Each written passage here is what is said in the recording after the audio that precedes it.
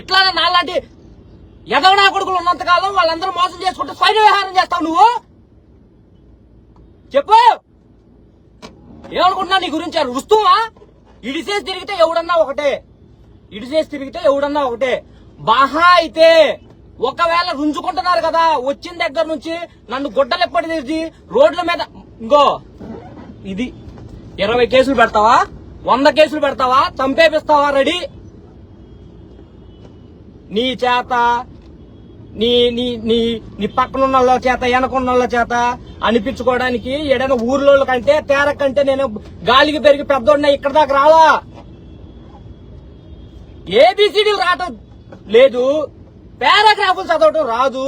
అవతలకు మాత్రం రేపులు చేపిస్తారు, అవతల మాత్రం ఉరులు తీయిస్తారు. ఎన్నాళ్ళు సహించాలి?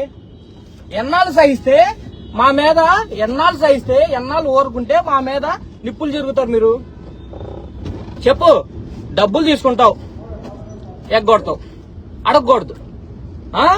ఇళ్ళ మీదకి వస్తావు, క్వశ్చన్ చేయకూడదు. వెనక ఫ్యామిలీని అంతా పోగేసి నా మీద మర్డర్ చేయించడానికి ప్లాన్ వేస్తావు, మాట్లాడకూడదు. ఏం చేయాలి? నేనేం చేయాలి? నువ్వు పలానా దాంట్లో ఉన్నావు, మేము అదే అనుకున్నాం కదా, నువ్వు దాంట్లో ఉన్నావు, రేపొద్దున వస్తావు, చెప్తావు, నరికిస్తావు, నన్ను అన్నమాన్ జైలుకి పంపిస్తావు, తిహార్ జైలుకి పంపిస్తావు. నువ్వు రాజ్యాంగం నీకు నాకు ఒకటి కాదా?